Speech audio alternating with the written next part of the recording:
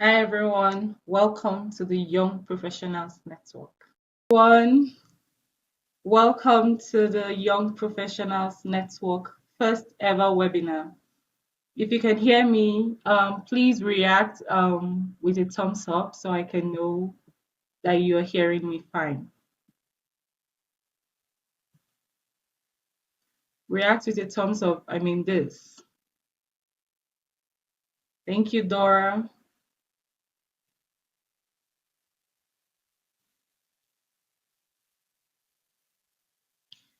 Also, if we can turn on our video, if possible, that would also be fine, but it's not required. Just react with a thumbs up if you can hear us fine. Hi, Alex. Thank you so much for joining the Young Professionals Network webinar this morning. How are you feeling? Where are you calling from? Oh, someone said can't hear you. Um, Alex, can you hear me clearly? Yes, I can, Nancy. I can hear you fine. Okay. Does anyone else have challenge with hearing me?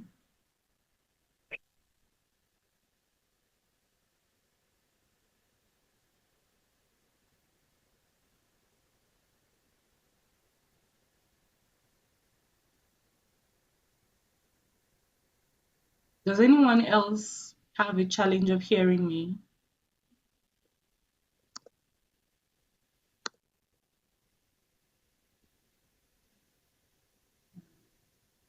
If you can hear me, please react with a thumbs up.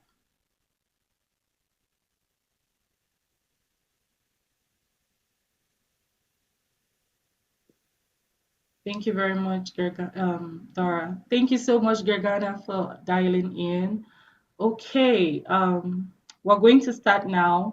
First of all, I want to quickly introduce the Young Professionals Network. What we do is we create a community where young professionals like Alex and myself and everyone on this call share ideas on how we're navigating not only our own careers but our personal lives as well. And today, Alex is going to speak to us about his own career and how he is navigating life as a young professional. Quickly, Alex is a youth reference group representative for the North American Men Engage Network, NAMEN. That's an offshoot of the Men Engage network itself. Alex also has an MA in International Human Rights from the Joseph Cobell School of Global and Public Affairs at the University of Denver. He's also an avid learner in foreign languages. I feel like that's really, really impressive. Alex is currently learning Swahili, Arabic, and Spanish, and he's also interested at the intersection of masculinities, gender justice, youth engagement in global policy spaces. Well, thank you very much, Alex, for joining us on this call today. Do you want to quickly introduce yourself and say the things that I didn't say in my introduction?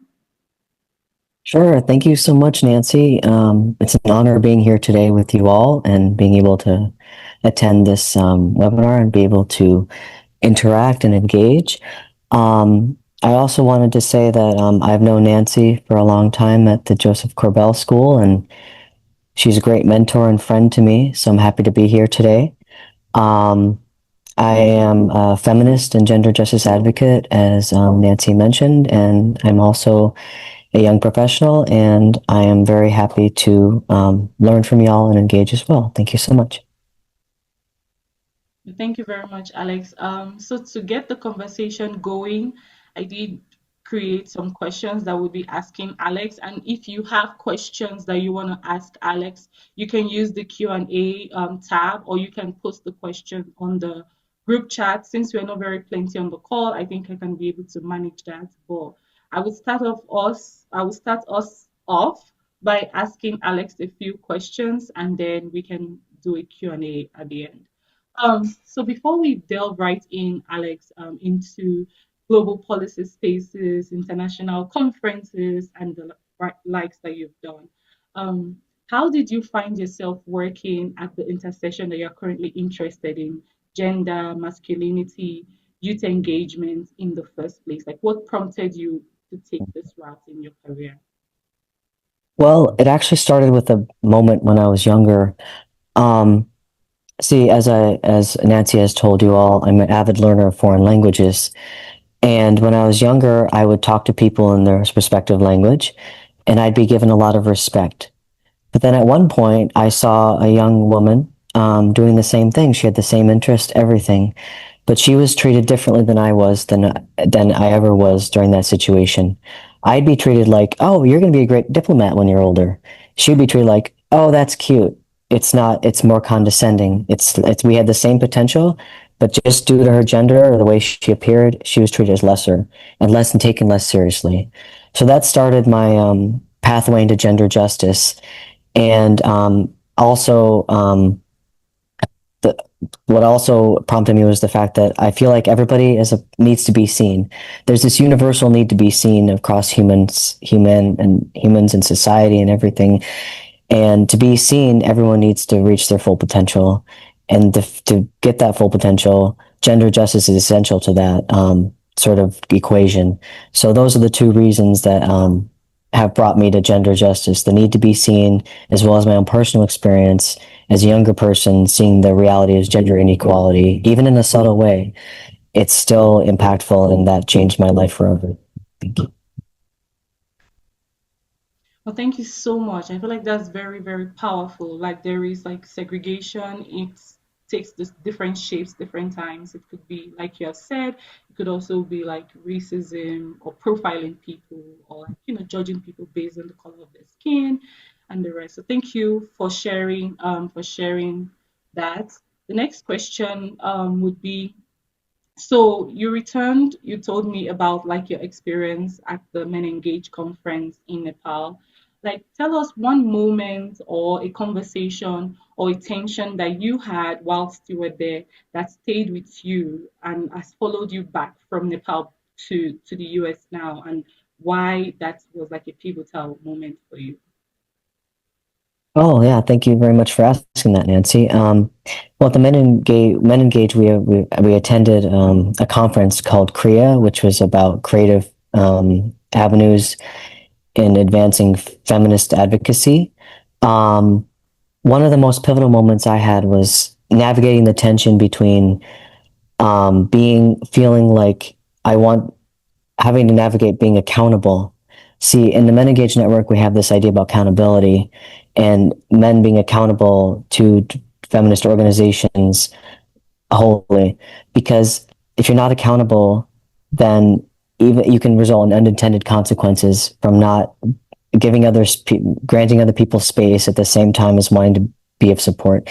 Being supportive does not mean always centering yourself, and that was one of the chief tensions that arose.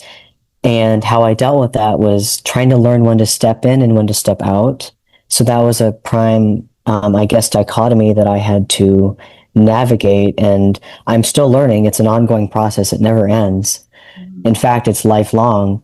But that is one of the tensions that I took away. It was a good tension because it taught me how to do that and to be dynamic and respectful to others' lived experiences, especially given that we want to center other perspectives, specifically global South perspectives, because too often, in some ways, the feminist movement is often seen as Western and only, you know, designated as such, but that's not true. So as from somebody from the global North, I wanted to be mindful of that and take that away as I went through the conference and showcased our work. So the Korea conference, thank you. Thank you so much. I feel like that's very, very illustrative in itself, because like accountability for young professionals is something that we take very seriously, or something that we should take very seriously, and something that is required of us right now. And I feel like even different from like what our parents or like those who have gone ahead of us experience, for us right now as young professionals, we're expected to have huge levels of accountability, because there is also that underlying tension between those who have thought leaders already, who have experienced the pinnacle of whatever they can experience, feel like most young professionals are not very accountable, or like they do not show that sense or level of deep emotional intelligence to know when to stay in the corners and when to, push yourself to be in front. So I have a quick follow-up question regarding that. Do you think accountability should be something that one develops only for career purposes? Like as you're building your career for you, you were at the Men Engage conference in Nepal. Do you think that that's the only kind of area that you can build accountability when it comes to your profession? Or do you think it's something that one as a young professional also has to develop in your personal life, how you show up for yourself, being accountable for yourself? Do you think like that is also needed in day-to-day living as a young professional? I feel like it's applicable to many areas beyond career. I think people have to, accountability can range from being accountable to your friends or your friendships, being accountable in the sense of being a good steward of your money, whatever that means, being accountable in terms of your environment. Perhaps you want to be more environmentally friendly, and that means being accountable to how you manage energy. It's a very diverse and dynamic process as well, and it that has to mean, to be accountable, it has to mean something to you. You have to have that sort of, it has to matter to you, and if it doesn't matter to you, you're not going to be accountable. So the areas of your life that matter to you, try, I think it's important to implement that level of accountability. So I think it's not a standalone process, but it depends on what deeply matters to you as a young professional. What does that entail? What does that what can, how can that improve your life or make it even give you a sense of self-confidence? So that's what I feel of.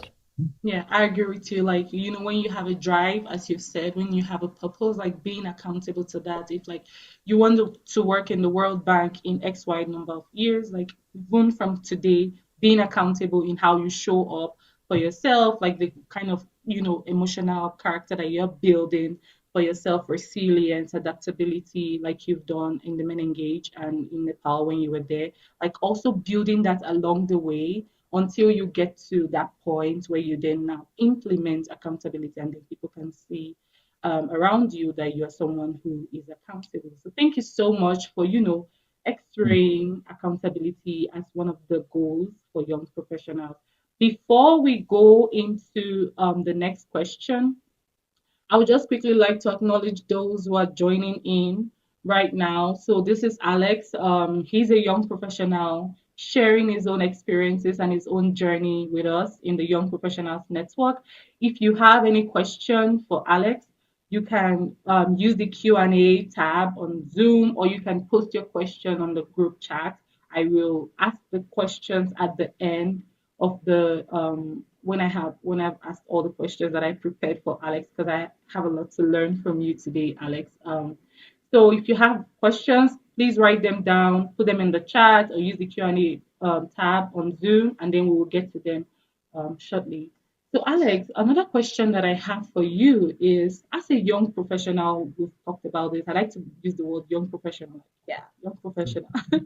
As a young professional, you're working in global spaces. You have had the opportunity to interact with like people according to you from North America, South America, and even from the Africa as well. How do you navigate showing up authentically, especially about conversations that regards masculinity, power, and culture? How do you navigate those type of conversations, and how do you show up for yourself? Well, that's a great question. I try to base it on the premise that everyone needs to be seen. Even though I might not agree with some of the ideologies that people espouse, I think it's especially about anti being against gender equality.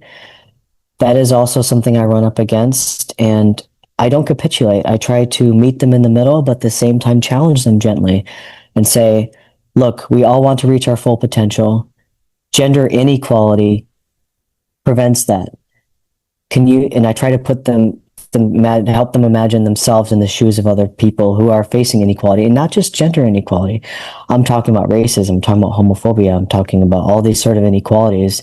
But I try to listen at first, and then it's about gentle pushback, because the more you push in a way that is, you can push, but you have to be strategic about it. Because some people have told me, oh, there's no such thing, it's all gotten better, or this whole world has we don't need feminist advocacy.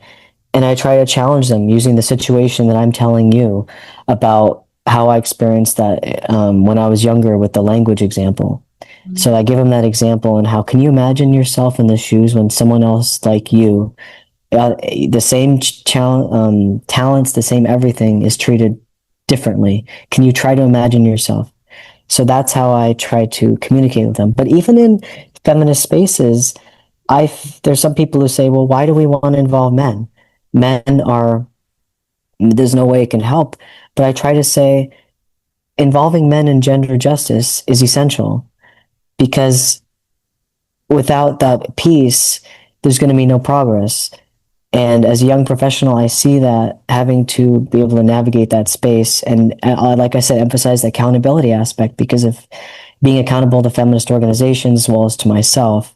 Because even within the feminist circles, there could be some pushback against involving men. And I understand that because of different people's experiences, because of trauma, because of all these different aspects.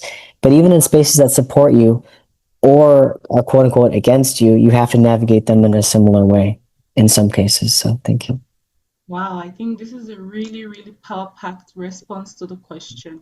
And I do agree with you when you talked about like gentle pushbacks, because for young professionals, like who are trying to like break into different like niche, like you can see a young professional wanting to break into the tech sector or break into engineering or break into policy, you name it. And then there is this sort of pushback that, you don't have the competency to be here. You have to have X number of experiences, but then they are not giving you that opportunity to have that experiences to get into those positions. So, like you said, according to what you've done with the Men Engage and with like your own interest, like gentle pushback and educating. Like I love what you said about like educating them about like racism, homophobia, xenophobia, these type of things, and letting them know that it's not extinct, it still exists at today, probably has taken a different form, but like, listening according to what you said to them and then gently educating them and pushing back to say, no, this is what is, and this is what I'm advocating for. Men should be involved in social justice conversation. I feel like that's a great learning point that we can take in the Young Professionals Network. Like in those spaces, as a young professional that you're trying to break into, you can gently push back. When people tell you that you are not enough, when people tell you that you are not qualified, show them that you are, and don't accept that you're not qualified. Don't allow the narrative become your reality. Instead, like Alex is advising us today, pushback. But I also want you, I have a follow-up question regarding this. You talked about like meeting them in the middle, especially for your own areas of interest, masculinity, gender justice, social justice. Like, what would be the ideal sweet spot of like meeting people in the middle? Well, it's the ideal version would be get someone to change their mind, but that always isn't possible at first. Meeting in the middle actually can make them ask you more questions, to make them question their own framework and views on the world. Even that is meeting in the middle, because you can't expect change overnight or even within a single conversation. But I think that it requires them to have that element of wonder and surprise, like this, and not go along with their own confirmation bias, because that's what we often do. But for them to shatter that a little bit and just say, oh, and even when someone asks me more questions, that's a form of meeting in the middle, because they're not just immediately shutting me down or putting me in the background. So yeah, or not even me, but just the whole issue at hand. So thank you. Yeah, I feel like that makes perfect sense. Meeting in the middle, like it, like you said, it's always not a transition from point A to point B immediately. It's a transition maybe from point A1 to A2 to A3 to A5 before you get to point B. And I feel like that's something that we can take away from in the Young Professionals Network. Like when you do, ask for these things and then people like, shut you out. Like, how do you meet in the middle then? Practical example would be say, oh, you don't think I'm ready for this particular position, let me understudy you. So like that would be you meeting them in the middle as again saying, oh, you do not want me, and then so like also knowing how to use emotional intelligence to get that which you want.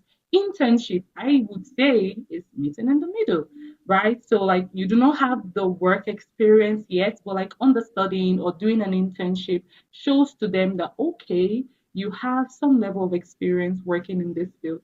Maybe we can trust you with more responsibility. So thank you so much for sharing that with us, Alex. Again, before we go to the next question, I've admitted some people into the conversation. If you're just joining us, this is Alex Nelson from the Flyers and the Communication. You would see that he's a young professional who is sharing his experiences and journey with us today at the YPN community. And if you have questions for Alex, you can either write them down in the chat box or use the Q&A function on Zoom to write down your questions and we will get to them shortly. Okay, back to the questions, Alex.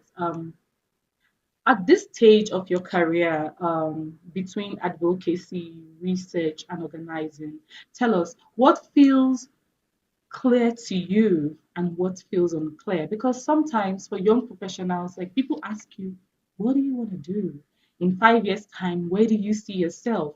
And most times you might find yourself short of words, like I don't know, especially because like your brain is factoring all the your environment and the tools available to you, especially maybe those coming from Africa that have like limitation or so like you're thinking, I don't know what I want to do, or I do know what I want to do, but I don't know how to get um to the place or where I want to be. So tell us, for you right now in this stage and phase that you are in life, what is clear and what is unclear for you?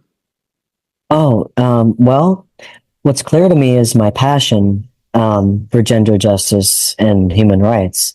But honestly, I am unclear about sometimes how to present myself in the professional world because it's hard to mediate because I want to be humble. I don't want to be come off or be pompous or assume or overpromise and underdeliver.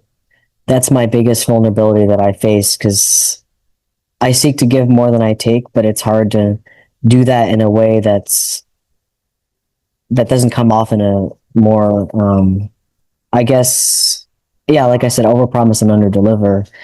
And that's tricky because you want to put your best foot forward, but you don't want to be the person who's not living up to my ideals, which is to be somebody who just works hard, does what they need to do, but doesn't need to always be in the foreground all the time. I can be in the background. So it's the language, it's the way that I struggle to find that happy medium. And another thing that I find very difficult is being able to, I guess, find the right language specifically within my resumes and everything to be able to find that medium. And the other aspect is trying to be authentic, know what authenticity is, especially at a moment when you're struggling with imposter syndrome.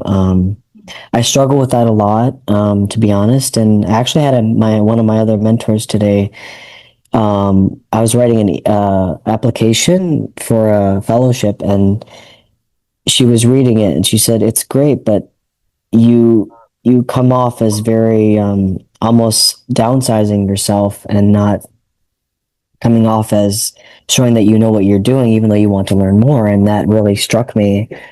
And I looked back at what I was writing and I thought, oh, it to someone else, it might appear that I'm unsure, but I'm not really unsure. I'm just meeting between being humble and being having a confidence. So that's what I'm struggling with currently as a young professional.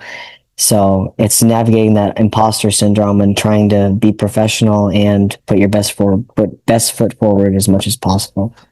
Oh my gosh. I think a lot of us on this conversation, on this call, can resonate with everything that you just said. You know, imposter syndrome, authenticity, wanting or trying not to like, overpromise and underdeliver.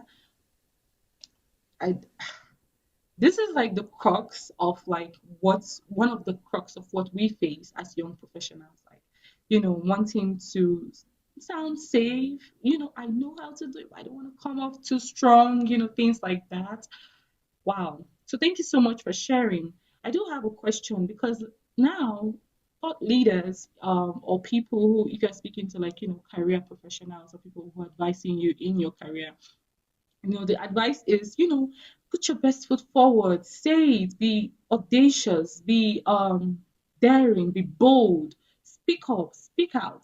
Whereas the reality for some of us as young professionals is we're like, I don't know, should I say it like that? Will it be too forward? Like everything that you um itemized. So I have a question. I think I have two questions, but the first is, so with that in mind, you know your like you said, the question is not whether or not you know your capabilities. You do know your capabilities. You're very sure of what you want. It's just the language, and you don't want to come off as over promising and under deliver. You would prefer to under promise and over deliver, which sometimes does not work in the real world, because then when you under promise, people think you do not have the capacity to deliver.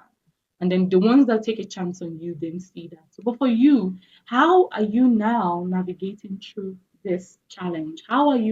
What are you doing to remove yourself from like having that imposter syndrome? You know you have the authenticity, you know you have the capability, you know you can deliver on the job when you get the, contract.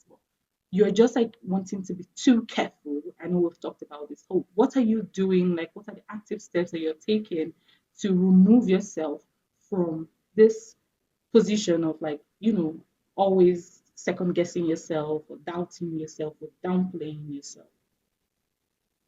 Well, that's a great question. One might think this is paradoxical, but actually, at that point, when you're having those doubts, it's not to continue rationalizing them. It's to get outside of yourself and do like a grounding sort of exercise. For me, like I said, remember one of my goals is to give more than I take. I use that as a metric every day. I'm like, did I give more than I take? It can mean so many things. It can mean being a good friend to somebody, helping your parents, um, being authentic in different spaces, being able to just contribute as much as you can. And that doesn't even mean like a big sort of grand gesture. It can mean, oh, give an example. I was able to go out and talk to a friend who was struggling and needed help, needed us and a shoulder to lean on. And that can even be like a small thing, or even ground yourself. And even I make a gratitude list as well every day. And I'm able to say to myself, okay, I am very lucky that I have a great roof over my head. I'm safe. I'm not in danger. Those like simple, it's the little things. My stepdad always says it's the little things. It's not these grand or sort of big milestones that can ground you.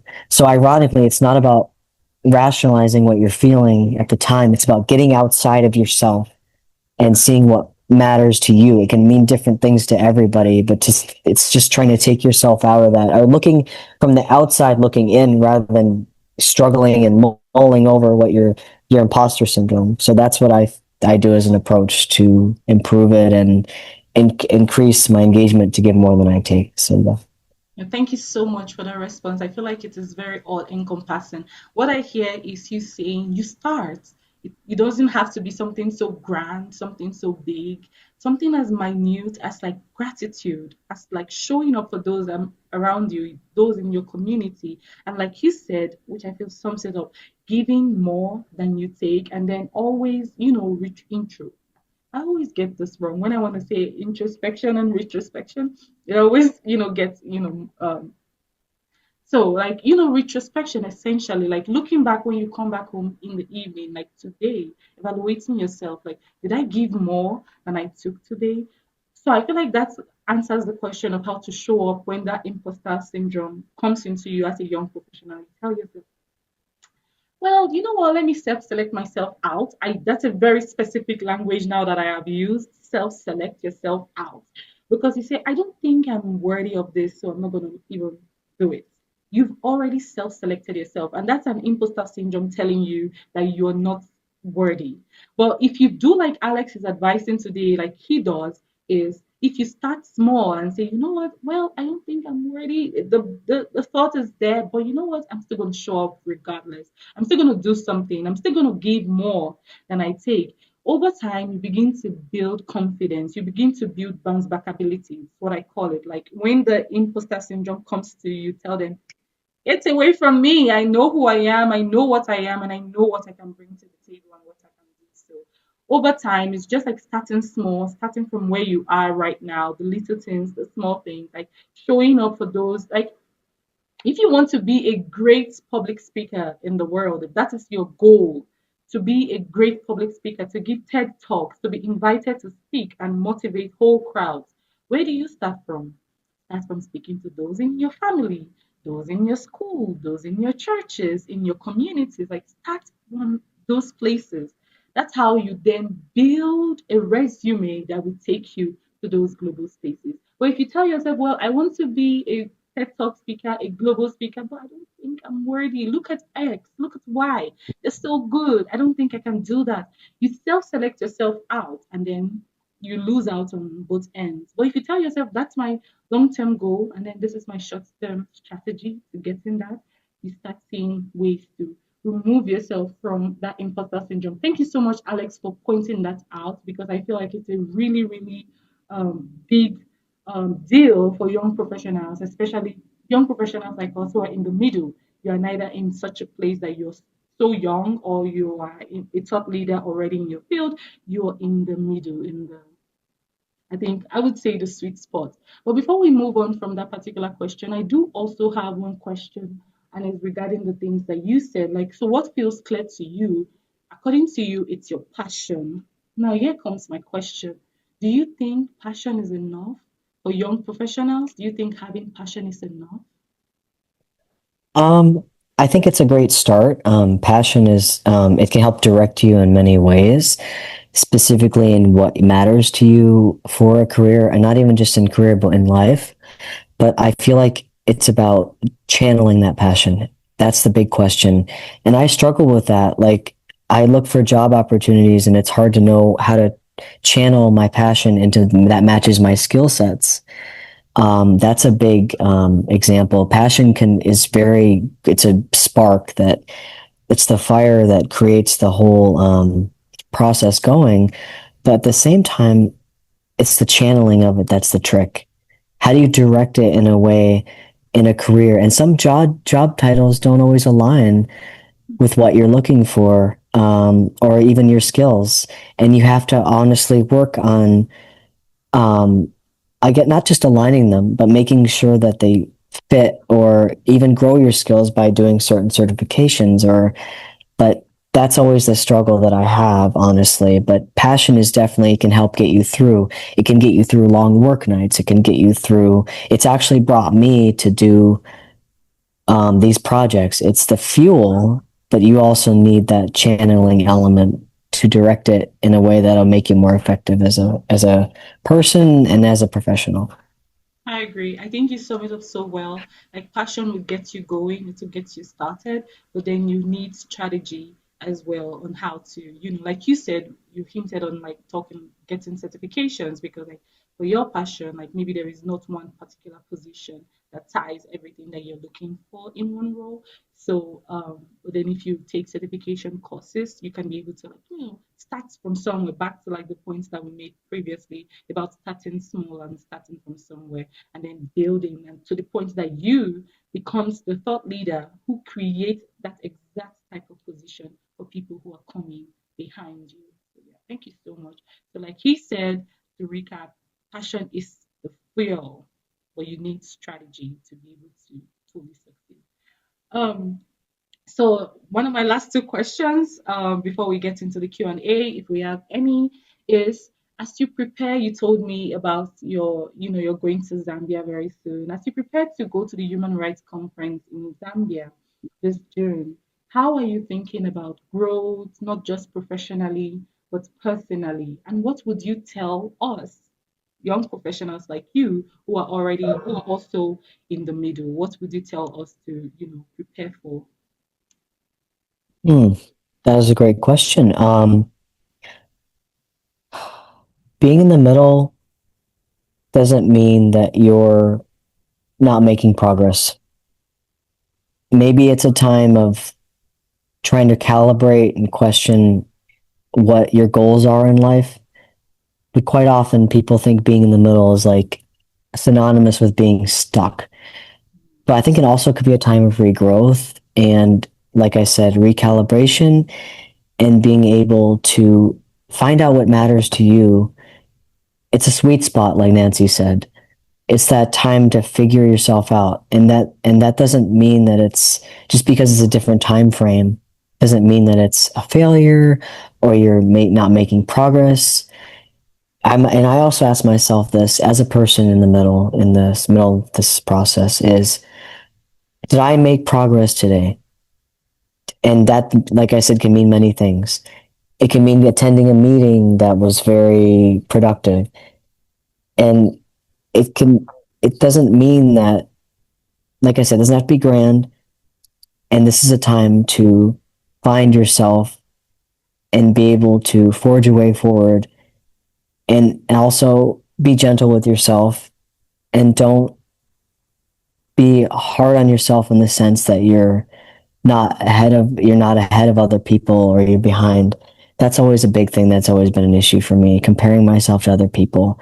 But no, this is not a time to do that. It's a time to figure yourself out and be able to not just imagine yourself, but realize who you are as a professional and as a younger person, what matters to you in the world.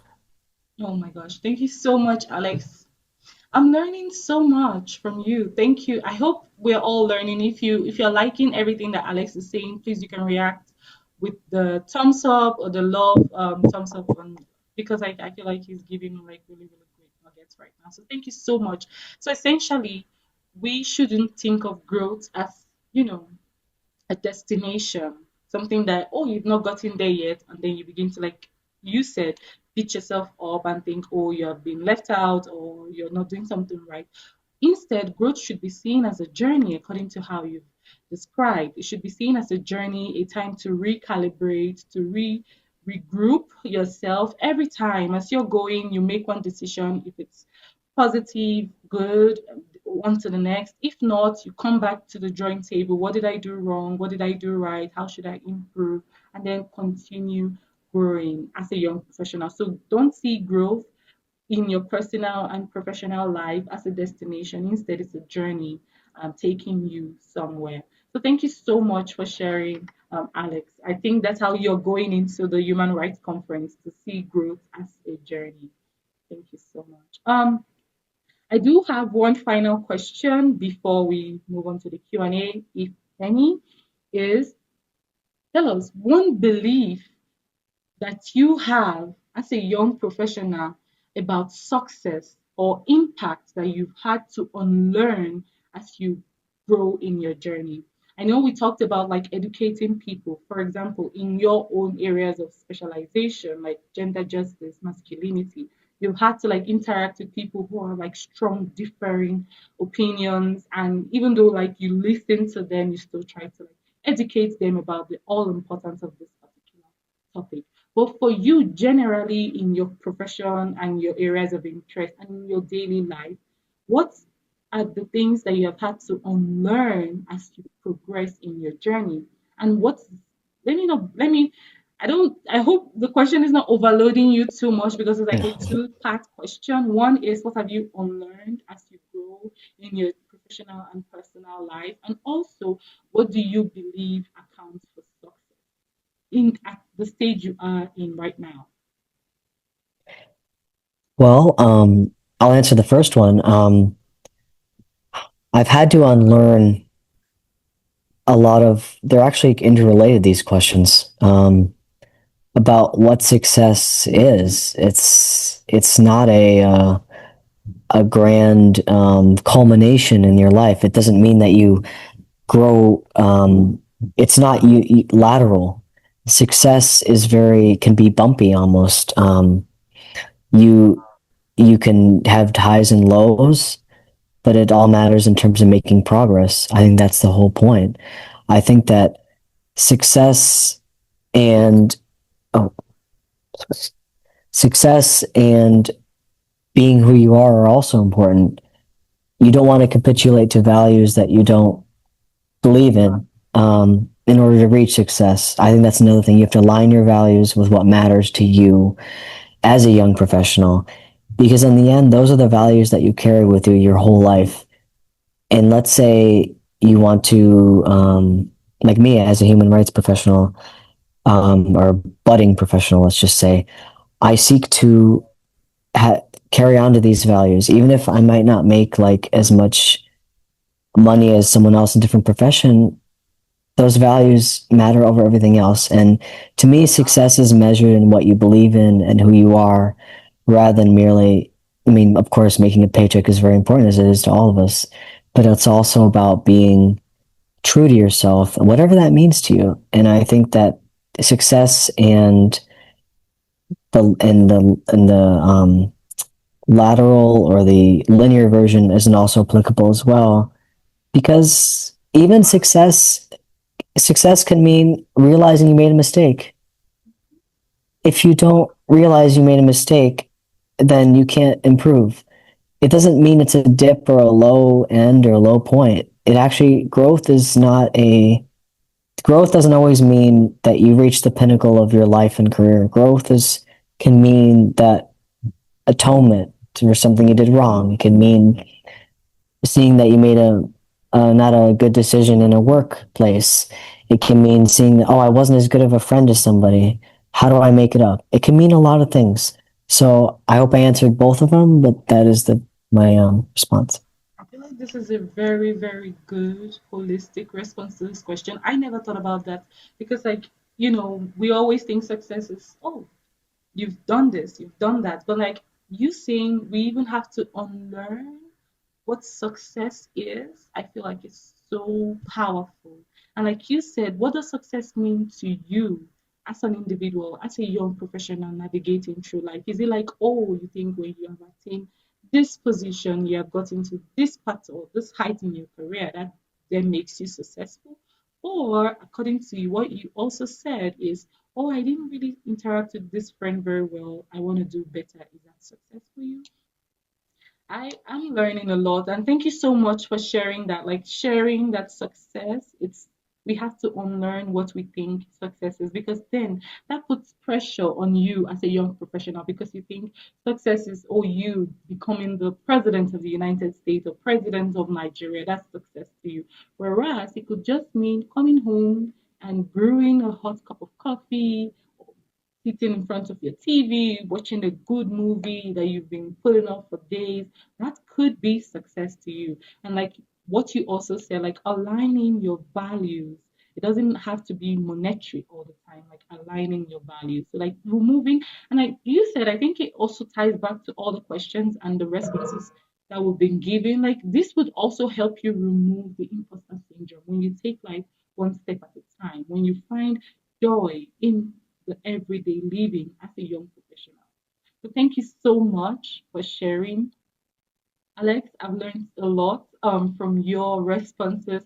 I'll quickly open up the conversation now to everyone listening. If you have a question, if you want to raise your hand and unmute and ask Alex your question yourself, or you want to type your question up in the chat box or on the Q&A section, I will read that out. But we do have one question from Alexander Anukam. It says, have you found yourself at a crossroad where you have to choose between personal identity and organizational slash professional alignment? How did you handle it? Have you ever found yourself at a crossroad where you had to choose between personal identity and organization slash professional alignment, and how did you answer it? Oh, that is a great question. Honestly, for me, no. I've always considered those factors or those elements in my life as embedded within each other rather than being mutually exclusive, quite honestly. the only element that I've had to face, I would say, is people questioning, or other people more so questioning me about, well, why are you interested in gender justice? And they would question because I'm a man. Um, that would be like they would be bewildered, and I would explain to them that those are not mutually exclusive um, aspects, and it's more of other people questioning that rather than me internally grappling with those two facets, I suppose. But definitely, if I internalize that, that would definitely enter into my arena. Yeah. Yeah. Thank you so much. I think like this is one aspect or one response to the question, and I do understand the premise of this question, like personal identity and professional alignment.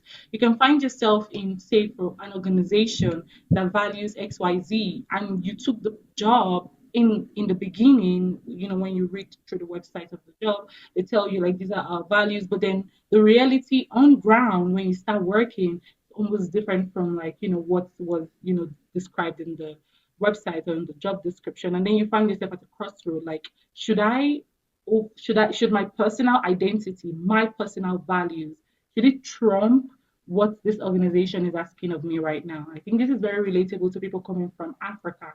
Well, there's almost always that disconnect between values and the reality that is being practiced.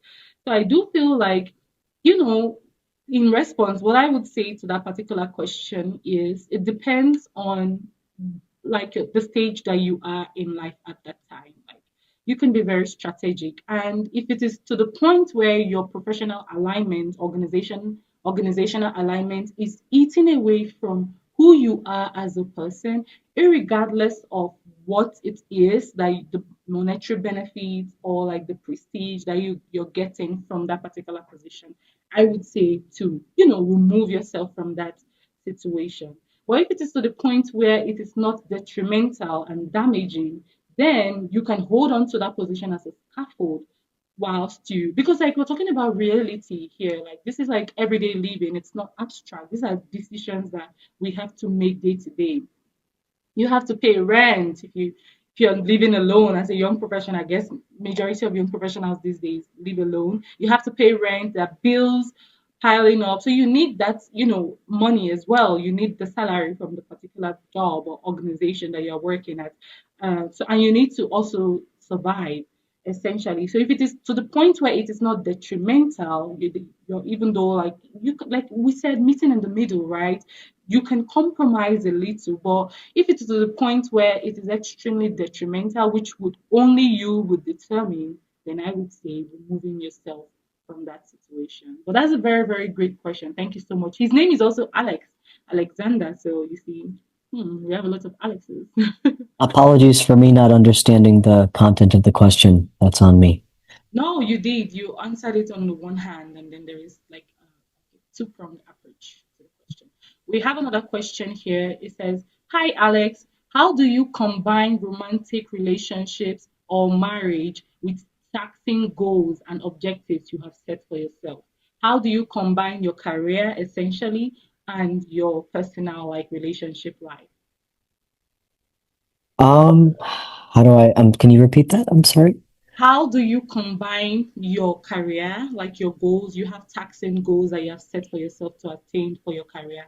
How do you combine that with your relationship without one hurting or harming the other? I'm going to read the question out again verbatim. So, um, how do you combine romantic relationships or marriage with taxing goals and objectives you have set for yourself? Well, honestly, that is a great question. To me, those sort of elements are not mutually exclusive as well. I think that as a gender justice advocate and a human rights advocate in a young professional in that arena, human rights is a lived practice. And in all your relationships, you have to embody that. So let's say I have a romantic partner or a great friend. You live those ideals out in public or in private or wherever. You treat everyone in your relationships as you would in your career. And to embody that sort of human rights spirit or um, ideals is to, you have to treat everyone to help everyone bring, you have to bring out the best in others and let others bring out the best in you. And that to me is a very important part of being a human rights advocate. So whether it be in romantic relationships, whether it be friendships, let others bring out the best in you and you bring out the best in them. That's what I think is what is essential.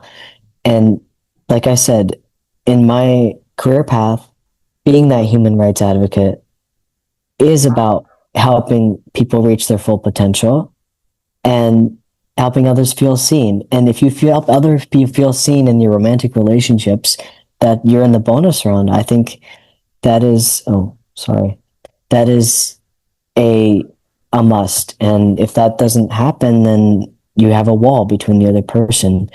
Anyway, embodying human rights ideals in practice, whether that be in romantic relationships or at the office, I think they're no different. Thank you. I agree. I agree so much because I feel like this is a challenge that many young professionals also get because they think like, oh, your relationship is different from your career. Both of them are not mutually or are mutually exclusive, rather. But like you said, they are both intertwined. So I would say how to, in addition to what you have said, Alex, and how to navigate that particular situation is looking for a partner that shares the same journey as you. Like you said, oh, human rights, social, gender justice, it's all intertwined. If you have a partner that also shares the same belief as yourself, it is easier to navigate, right? So when looking for a romantic relationship, you have to look for someone that has kindred spirits, that shares the same journey as you, not essentially the same field, or you guys are both like researchers or policy analysts or human rights advocates, not essentially like so, but essentially people who share the same value as you. That would be the way to navigate, taxing situations because then they can give you grace when you are lagging behind, you're not calling as often, you're not available for dates and the rest. They understand and can give you grace in that situation. So how to navigate is to know that who you are as a person, your core, your aura is not different from people who you introduce into your life. So you have to introduce people who shares the same value as you into your life. I hope we're able to like do justice to that question. If not, you can always reach out back to us. You can send us an email. I will share the young professional email on the chat box. It's called b.ypypnnetwork@gmail.com. I hope I spelled that right. Yeah. Oh, I didn't put the P. Sorry. One sec.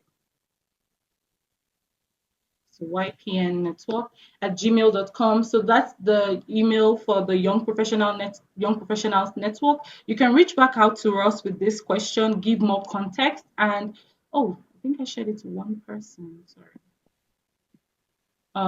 You can reach back out to us with context regarding your question, and I would share the question as well with Alex, so we can provide a robust and holistic response for you. Yeah, so now that's the email. You can also find this email on all our social media platforms. We are on Instagram, we are on Facebook, we are on LinkedIn, and on YouTube as well. So you can also find the email on all those social media handles. We have 6 minutes to go. Do we have time for one more question? Okay. I guess, does anyone have like any question? You can raise your hand. We'll share your question on the chat box and we will respond to that. Otherwise, I would say thank you so much, Alex, for sharing your experience with us. This is like, you sharing part of your vulnerability with the Young Professionals Network today. And we're very grateful for that because we do believe that this is how the YPN is a community. The society almost expects you to have all the answers, to know what you want out of life, to know how to navigate and get that which you want out of life. Whereas the reality is, like you have said, there's so many uncertainties. There's so many imposter syndrome. You don't know when to, push yourself, when to stay in the sideline, what to do, how to navigate. So this is why we have the YPN community, a place where people like me and you, people like us on this call can convene together and share from our own experiences to know that you're not alone on this journey. You have a multitude, thousands of people like you out there who are also unsure of whether or not to, like, be strong in the application or try to err on the side of like safety. So thank you so much, Alex, for sharing your vulnerability with us today. There is no more question. I would say see you all in our next webinar and on all social media platforms. Please invite your friends to engage on YouTube. We're called the Young Professionals Network, the YP, D.YPN, on Instagram, D.YPN, on LinkedIn, D.YPN, everywhere, D.YPN. So follow the Young Professionals Network on all social media handles, and we'll be sharing more of things like this as we progress. My name is Nancy Idehe, and I am the host and founder of the YPN network. Thank you very much, Alex, and thank you everyone for dialing in. See you all next time. Alex, you want to say something?